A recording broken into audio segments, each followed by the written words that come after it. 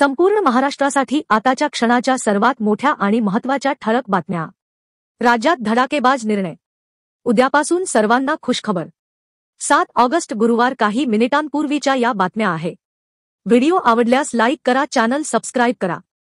महाराष्ट्रात सध्या 2 प्रकरणांनी समाजमाध्यमे आणि जनमानसात खळबळ माजवली आहे। एकीकडे कोल्हापूरच्या नांदणी मठातील महादेवी उर्फ माधुरी हत्तीच्या स्थलांतरावरून आंदोलन पेटले आहे, तर दुसरीकडे मुंबईतील दादर येथील ऐतिहासिक कबूतरखान्यावर झालेल्या कारवाईने नव्या वादाला जन्म दिला आहे।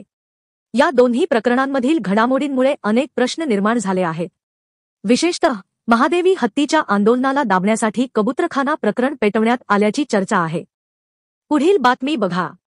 मुंबईतील दादरमधील कबूतरखाना हटवण्यावरून जैन समाज आक्रमक झाल्याचं दिसून आलं। आंदोलकांनी कबूतरखान्याची ताडपत्री काढली। यावेळी त्यांची पोलिसांसोबत झटापट झाली। त्यानंतर आंदोलन मागे घेण्यात आलं। त्यावर देवेंद्र फडणवीसांनी प्रतिक्रिया दिली। जैन समाजाच्या धार्मिक भावना आणि लोकांचे आरोग्य यांची सांगड घालावी लागेल, यासाठी मार्ग काढण्याचा प्रयत्न केला जाईल असं फडणवीस म्हणाले। देवेंद्र फडणवीस हे छत्रपती संभाजी नगरमध्ये बोलत होते। पुढील बातमी बघा। मराठी शाळेसोबतच आता सर्व माध्यमांच्या शाळेसाठी मोठा निर्णय घेण्यात आला आहे। सर्व शाळांमध्ये आता राष्ट्रगीतानंतर राज्यगीत गाणं बंधनकारक करण्यात आलं आहे। गरजा महाराष्ट्र माझा हे राज्यगीत आता सर्वच शाळांमध्ये गाणे बंधनकारक असेल। जी शाळा या नियमाची अंमलबजावणी करणार नाही त्यावर कारवाई करण्यात येईल, असा इशारा राज्याचे शिक्षणमंत्री दादा भुसे यांनी दिला आहे। पुढील मोठी बातमी समोर येत आहे।